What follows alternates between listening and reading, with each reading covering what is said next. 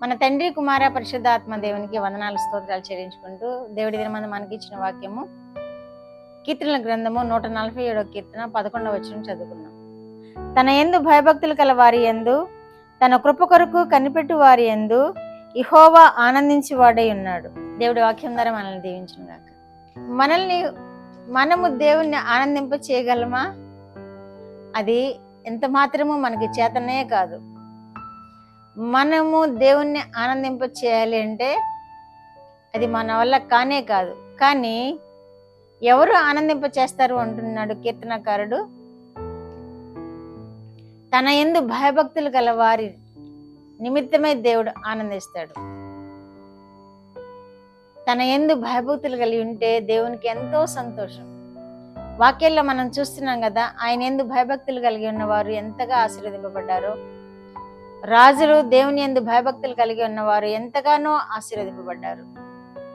అలాగే పత్రికల భాగంలో అపోస్తలుడైన పౌలు దేవుని యందు భయభక్తులు కలిగి గొప్ప కార్యాలు చేశాడు, అద్భుత కార్యాలు చేశాడు, ఎన్నో సంఘాలను సృష్టించాడు, కట్టాడు. దేవుని యందు భయభక్తులు కలిగి ఉంటే దేవుడు అనేక విధాలుగా మనల్ని ఆశీర్వదిస్తాడని వీరందరిని చూసి మనం నేర్చుకుంటున్నాం. అబ్రహాము దేవుని యందు భయభక్తులు కలిగి ఉండడం వలన, దేవుణ్ణి నమ్మడం వలన అతన్ని ఎంతగానో ఆశీర్వదించాడు. ఎంతగానో అంటే ఎంతగానో. అలాగే ఇస్సాకు ప్రార్థన జీవితం వలన ఎంతగానో ఆశీర్వదించాడు. ఈ విధముగా మనం భక్తులను చూస్తే వారు దేవుని యందు భయభక్తులు కలిగి ఎన్నో విధాలుగా ఆశీర్వదింపబడ్డారు. మనము కూడా భయభక్తులు కలిగి ఉండడం వలన దేవుడు మన యందు ఆనందించి మనకు అనేకమైన ఆశీర్వాదాలు ఇస్తాడు. ఆయన ఆనందించి వదిలిపెట్టడు. మనం ఆయన యందు భయభక్తులు కలిగి ఉన్నప్పుడు మనం ఏది అడుగుతామో అది ఇస్తాడు. మనం ఏది కోరుకుంటున్నామో అది నెరవేరుస్తాడు. మన భవిష్యత్తును తీర్చిదిద్దుతాడు. మన భవిష్యత్తును ఆశీర్వదిస్తాడు. ఈ లోకంలో మనం సంతోషంతో జీవించే కృప కూడా దయచేస్తాడు. యెహోవా తన కృప కొరకు కనిపెట్టుకోవాలి. భయభక్తులు కలిగి ఉండాలి, తన కృప కొరకు కనిపెట్టుకోవాలి. మనం ఏం చేస్తామంటే ముందు ఈ లోకంలో అన్నిటిని వెతుకుతాం. ఎక్కడికి వెళ్తే మనకి ఏ మేలు జరుగుతుంది, ఎక్కడికి వెళ్తే మనకి సహాయం దొరుకుతుంది, ముందు వీటన్నిటిని చూస్తాం. కానీ దేవుని కొరకు కనిపెట్టుకోము, దేవుని కృప కొరకు కనిపెట్టుకోము. ఈ లోక సంబంధమైన వాటిని వెతికి ఫెయిల్ అయిపోయిన తర్వాత దేవుని వద్దకు వెళ్తా ఉంటారు చాలా మంది. కానీ అది వ్యర్థము అని దేవుడు తెలియచేస్తున్నాడు. తన యందు భయభక్తులు గల వారి ఎడల, తన కృప కొరకు కనిపెట్టుకుని వారి ఎడల యెహోవా ఆనందిస్తాడు, ఆశీర్వదిస్తాడు, వారి మనవులను నెరవేరుస్తాడు, వారి కోరికలను సిద్ధింప చేస్తాడు, వారిని వృద్ధిలోనికి తీసుకుని వస్తాడు. కీర్తన 16:7లో కూడా నాకు ఆలోచనకర్త అయిన యెహోవాను నేను స్తుతించేదను, ఆయన నా కుడి పార్శ్వన ఉన్నాడు, నేను కదల్చబడను అని కూడా అంటున్నాడు.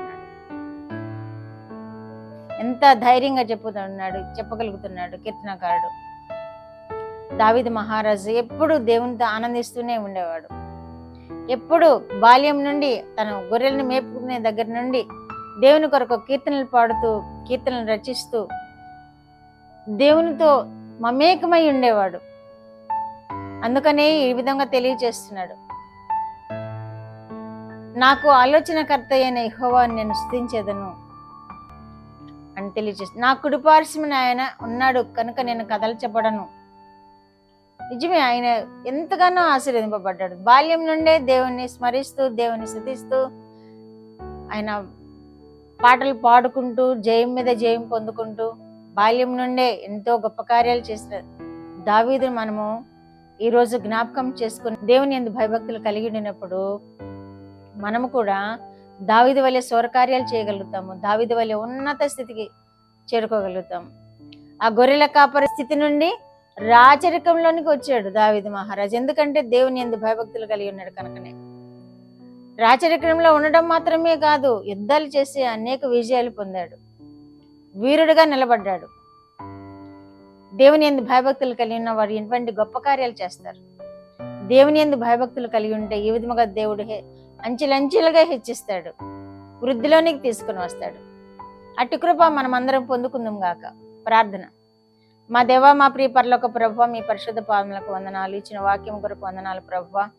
చూస్తున్న బిడ్డలు కూడా మీ యందు భయభక్తులు కలిగి దావీదు మహారాజు వల్లే గొప్ప కార్యాలు చేసేవారుగాను, దావీదు మహారాజు వల్లే వృద్ధిలోనికి వచ్చేవారుగాను ఉండినట్లు బిడ్డలను మీరు ఆశీర్వదించమని కాపాడమని యేసుక్రీస్తు వారి పేరిట ఈ మనవులు మీ పాదముల యొద్ద వేడుకుంటున్నాను పరమ తండ్రి.